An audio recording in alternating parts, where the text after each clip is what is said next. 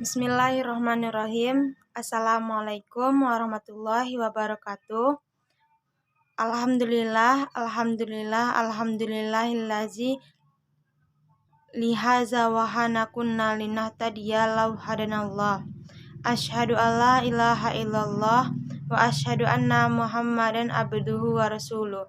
La nabiyya ba'da amma ba'du. Puji syukur kehadirat Allah Subhanahu wa ta'ala yang telah melimpahkan rahmat dan karunia-Nya kepada kita sehingga kita dapat hadir kumpul di perkuliahan daring yang sama-sama kita cintai ini. Sholawat dan salam kepada baginda Nabi kita Nabi Muhammad SAW yang mana telah membawa umat manusia dari alam jahiliyah menuju alam Islamiyah, dari alam kebodohan menuju alam yang berilmu pengetahuan, seperti yang kita rasakan pada saat sekarang ini. Yang saya hormati dosen pembimbing dan yang saya hormati teman-teman seperjuangan dengan saya. Selanjutnya, untuk tidak memperpanjang mukadimah, langsung saja kita memulai diskusi. Baiklah, selanjutnya dipersilakan kepada pemateri pertama, Saudari Ica Oktaviola, untuk membaca materinya. Kepada Saudari Ica Oktaviola dipersilakan. Assalamualaikum warahmatullahi wabarakatuh. Saya Ica Oktaviola, NIM 2120328, izin moderator untuk menyampaikan materi pertama dan yang kedua. Yang pertama yaitu sejarah dan perkembangannya. Perbincangan tentang persoalan yang menyangkut prinsip-prinsip dasar ajaran Islam yang mencapai puncaknya pada abad kedua dan ketiga Hijriah, abad ke-8 dan ke-9 Masehi, telah mengiring para ulama kepada pengguna argumen-argumen rasional dalam membahas tentang Tuhan dan hubungannya dengan manusia dan alam semesta.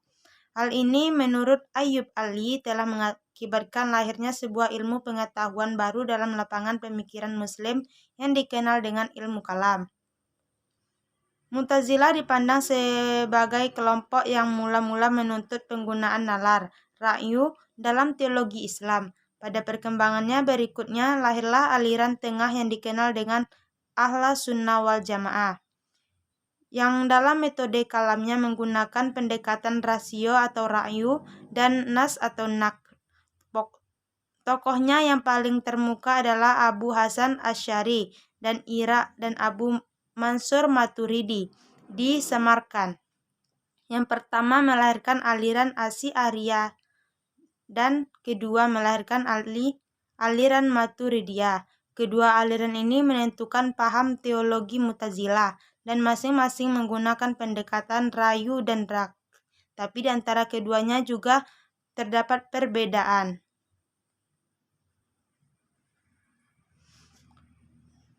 Materi selanjutnya, Maturidiyah Samarkand dan Maturidiyah Bukhara.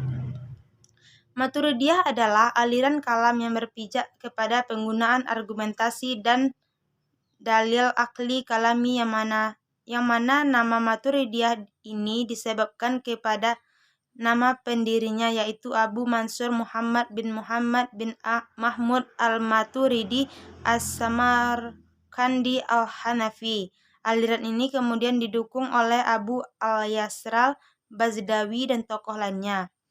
Meski al-Bazzar dan al-Maturidi terdapat beberapa berbeda pendapat dalam masalah-masalah teologi. Perbedaan antara kedua tokoh ini kemudian melahirkan dua sekte Maturidiyah, yaitu aliran Maturidiyah Samarkand dan yang ditokohi oleh Al-Maturidi dan aliran Maturidiyah Bukhara yang ditokohi oleh Al-Badzawi atau dengan nama lengkapnya adalah Abu Yus Muhammad bin Al-Husain bin Abdul Karim Al-Badzawi.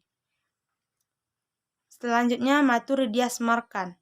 Tokoh utama dalam aliran Maturidiyah Samarkand adalah Abu Mansur Muhammad bin Muhammad al-Maturidi as-Samarkandi al-Hanafi sendiri. Al-Maturidi adalah murid seorang imam hadis yang sangat terkenal dalam bidang fikih yaitu Abu Hanifah dan juga diajar oleh pemuka-pemuka agama lainnya. Selanjutnya Maturidiyah Bukhara. Tokoh utama dalam aliran Maturidiyah Bukhara adalah pengikut Al-Maturidi sendiri yang pada akhirnya memiliki pemahaman yang berbeda dengannya dalam hal-hal kalam yang mana lebih cenderung kepada pemahaman Al-Asy'ariyah. Dia adalah Abu Yus Muhammad bin Al-Husain bin Abdul Karim Al-Bazdawi. Al-Bazdawi mulai memahami ajaran-ajaran Al-Mutaridiyah lewat lingkungan keluarganya, kemudian dikembangkan pada kegiatan mencari ilmu pada ulama-ulama secara tidak terkait. Ada beberapa nama ulama sebagai guru Al-Bazdawi antara lain Ya'qub bin Yusuf bin Muhammad Al-Naisaburi dan Syekh Al-Iman Abu Khatib. Sekian dari saya. Assalamualaikum warahmatullahi wabarakatuh. Terima kasih kepada saudari Choktaviola yang telah membaca materinya. Selanjutnya, pemateri kedua, Siska Ramadhani. Kepada saudari Siska Ramadhani, dipersilahkan. Baiklah, materi selanjutnya yang akan saya bacakan sendiri. Saya Siska Ramadhani dengan NIM 21-20335 mengenai tokoh-tokoh Maturidiyah Samarkand dan Bukhara. Yang pertama, Maturidiyah Samarkand. Ya, ini pendirinya adalah Abu Mansur Muhammad bin Mahmud Al-Maturidi As-Samarkand Al-Hanafi. Dan pendiri dari Maturidiyah Bukhara yaitu Abu Yusra Muhammad bin Al-Husain bin Abdul Karim Al-Bazdawi. Kemudian, adapun ajaran pokok Maturidiyah Samarkand dan Bukhara. Yang pertama, Maturidiyah Samarkand, yaitu mengenal sifat-sifat Allah. Adapun yang disebutkan dalam Al-Quran seperti Alim, Maha Mengetahui, Khabir, Maha Mengenal, Hakim, Maha Bijaksana, Basir, Maha Melihat, merupakan nama-nama bagi zat Allah. Kemudian Al-Maturidi menetapkan sifat-sifat itu bagi Allah Subhanahu wa Ta'ala. Tetapi ia mengatakan bahwa sifat-sifat itu bukanlah sesuatu di luar zatnya, bukan pula sifat-sifat yang berdiri pada zatnya dan tidak pula terpisah dari zatnya. Yang kedua, hikmah dan tujuan perbuatan Tuhan. Perbuatan Tuhan mengandung kebijaksanaan, baik dalam ciptaannya maupun perintah dan larangannya. Perbuatan manusia bukanlah merupakan paksaan dari Allah. Karena itu tidak bisa dikatakan wajib, karena kewajiban itu mengandung suatu perlawanan dengan iradahnya. Kemudian adapun ajaran pokok Maturidiyah Bukhara. Yang pertama, kewajiban mengenal Allah Subhanahu wa Ta'ala dan syariat Islam. Menurut aliran Maturidiyah ini, meski akal dapat mengetahui kebaikan dan keburukan secara objektif, tetapi pemikiran manusia tidak dapat mencapai pengetahuan agama secara sempurna.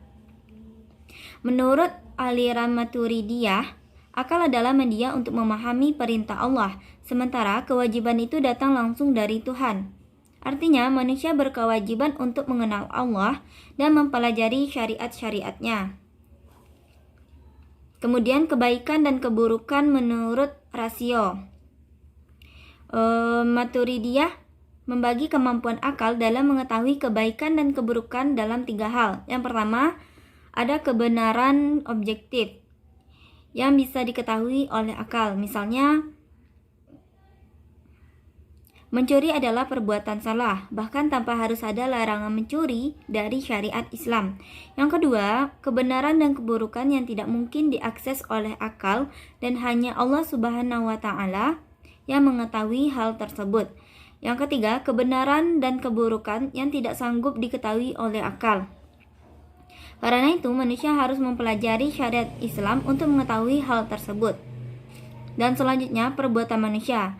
Aliran Maturidiyah memandang bahwasannya perwujudan perbuatan itu terdiri dari 2 hal, yaitu perbuatan Allah Subhanahu wa Ta'ala dan juga perbuatan manusia. Yang kemudian, janji dan ancaman. Aliran Maturidiyah memandang bahwa pelaku dosa besar masih dikategorikan mukmin sepanjang masih ada keimanan di dalam hatinya. Pendosa besar tidak bisa dicap telah kafir. Menurut aliran Maturidiyah, Sementara jika pelaku dosa besar meninggal sebelum bertobat, maka nasibnya diserahkan kepada Allah Subhanahu wa taala. Terima kasih kepada pemateri kelompok 8 yang telah menyampaikan materinya. Salah dan janggal kami mohon maaf. Wabillahi taufiq wal hidayah. Assalamualaikum warahmatullahi wabarakatuh.